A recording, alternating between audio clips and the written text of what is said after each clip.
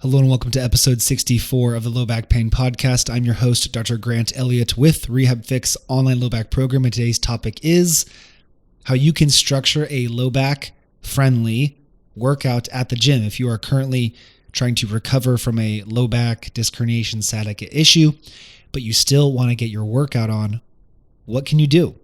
What is advised? What is most friendly? I'm going to give you the same recommendations that we give our clients in our 6-month online low back program, specifically designed for rehabilitation of these types of issues, of disc herniation, sciatica, the type where the longer you sit, the worse it feels, bending over first thing in the morning, you're feeling that leg pull or that low back pull when you're trying to put on your socks and shoes, been sitting for a while, it's tight to stand up straight.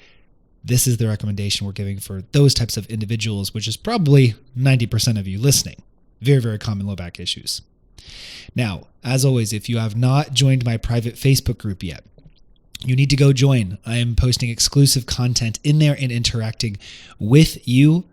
We are also providing private training in there as well for self-sciatica diagnosis and relief, giving you step-by-step processes for these, showing you how to do proper nerve flossing, what other advice that you can do for your low back issues. You need to go join.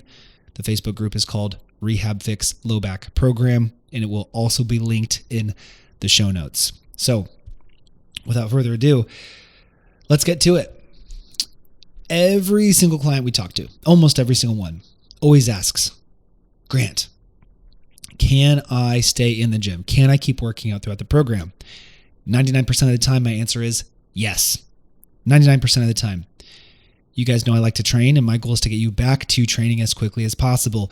We do not tell people to stop deadlifting or stop squatting or to stop running. We don't tell people to do that here.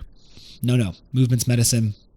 Within reason, if someone wants to go deadlift PR or squat PR 1 week in the program because they're feeling so good, which has happened before, that's not something I would recommend. But generally speaking, we are okay with you maintaining exercise because we look over your exercise. This is something we offer our clients.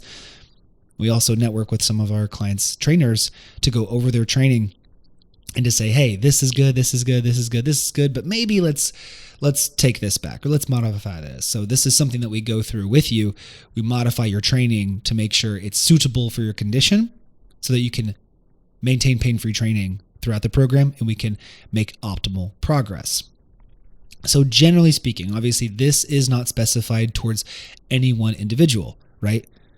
If you're listening right now and I'm talking to you, you're not in our program. We haven't assessed you. I don't know your exact situation.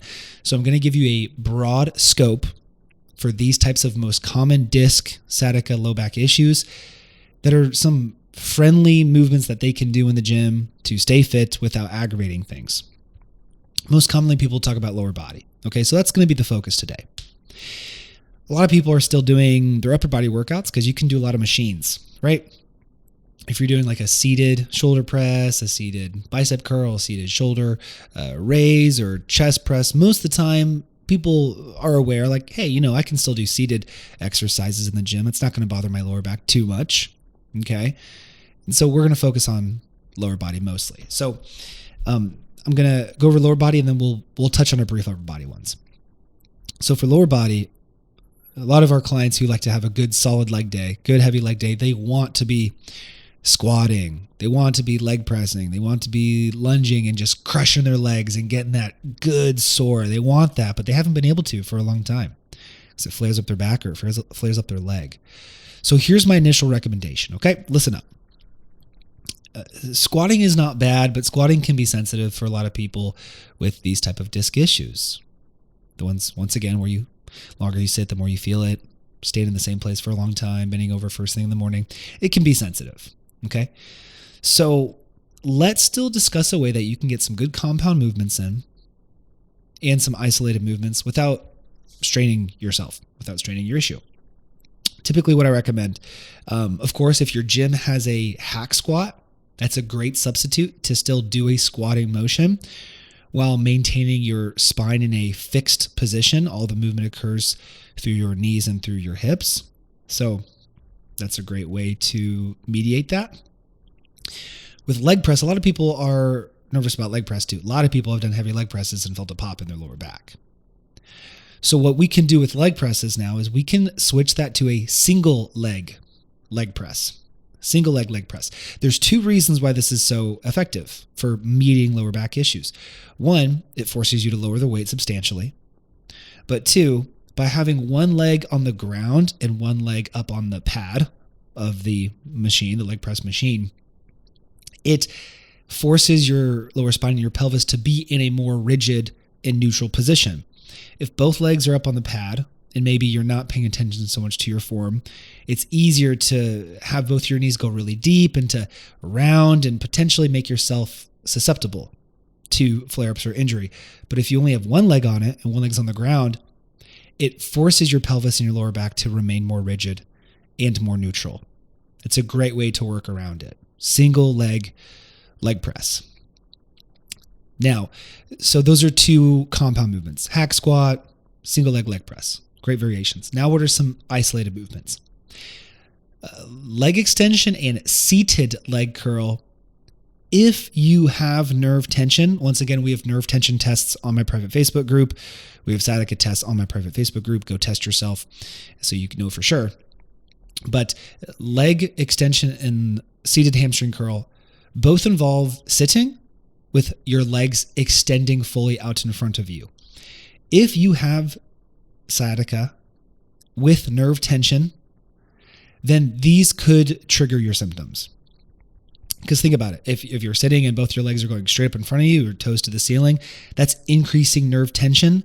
Once again, all of this is explained on my website or on my Facebook page, and a couple of videos on Instagram as well if you haven't missed them, or if you have missed them. That can increase nerve tension. Seated hamstring curl, same thing. Your legs are going straight out in front of you, usually really high if you want a good stretch, increasing nerve tension. This could cause a flare-up. It could cause some sensitivity. So what we should do is, first off, for the hamstring curl, instead of doing a seated hamstring curl, do a lying hamstring curl. This reduces the amount of hip flexion involved, and it focuses more on knee flexion. So your body, your spine is not in as much of a flexed position. Nerve tension is not as high. You are not pulling on your sciatic nerve as much. That's going to be a much better variation for you if you're struggling with sciatica. For leg extension, of course, there's really only one way to do leg extension. But what you can do in your positioning is you can slide your hips forward a lot so that you are not in as much hip flexion. So if you're sitting on the leg extension machine, I would advise you slide your hips forward so that your spine is not rounded forward, your hips are not as flexed, the angle of your hips is greater, because this will reduce nerve tension. And this might allow you to get a full rep or squeeze a little bit more without tugging on that nerve as much. Okay, that would be a good recommendation. Finally, for lunges, if you're doing walking lunges with light weight, of course, that's possible to be okay. A lot of individuals doing single leg movements will find that the shifting of the weight and the balance can be triggering. So one thing I recommend is isometric lunges or split squats. You can do split squats, but if you want to make it a little bit harder, isometric lunges. It's a great way for you to stay in the same position, to really burn your leg big time without moving. Weighted isometric lunges. Great way to still wreck your legs, but not put too much stress on yourself. Okay, so there's a leg day. There's a leg day right there. Hack squat or leg press for your compound, single leg press for your compound. Take out the seated hamstring curl, replace it with a lying hamstring curl. Take your leg extension, change your positioning to reduce nerve tension. Add in some isometric lunges, isometric lunge holds, or split squats if you'd like to. There's a good back-friendly leg day. Even if you're dealing with a flare-up or trying to go through recovery, that's the sequence that I provide a lot of our clients. Now for upper body, we're just going to briefly touch on upper body, okay? Most people for upper body stuff, they're going to find that bench press or chest presses or shoulder presses are going to flare them up the most, but also bicep curls. Bicep curls. Why is this? Why do bicep curls flare you up? It's because as you are raising the weight up, your lower back has to flex and resist that so you don't fall forward. So it's a leverage-based movement, okay? So I would recommend doing a seated bicep curl so you're not having to balance against the weight, or a machine bicep curl. For shoulder press, most people feel that standing shoulder press, if they're arching into extension at the top and they're not maintaining their glutes properly locked down or their core braced, that can cause some flare-ups. So I recommend a Smith machine shoulder press or a seated machine shoulder press of some kind, and focus on pushing your lower back into the back of the machine. Like you're doing a dead bug movement, push the low back into the machine. Same thing for chest press. A lot of people will feel bench press flares them up with their feet on the ground, the traditional format. This could be because their low back is just a little bit sensitive for that arch at this time. So a seated machine chest press, pushing that lower back into the pad, into the back of the machine to maintain just a good foundational brace the entire time, usually does okay for them. This is a way for you to keep training without flaring yourself up too much. So these are the most common variations that we make for our clients who are dealing with low back pain, disc herniation, sciatica. Once again, bending forward. Oh, you feel that leg pull more. Sitting for a long time, you go to stand up and it takes you 5 seconds to stand straight like a grandpa or grandma.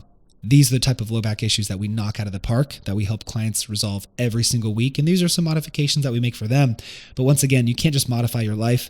Modifying your life is not a solution. Having a plan to attack the root of the issue is a solution. You can modify throughout that plan while you're recovering, but when you're done, you should be able to train as hard as you want to. Regular squats, regular leg presses, running, jumping, moving. You should be able to do that stuff if you're addressing the root of the issue with the right plan. Modifying the rest of your existence is not a solution we can't just avoid forever. So let's get you back to training. Let's get you back with the right plan.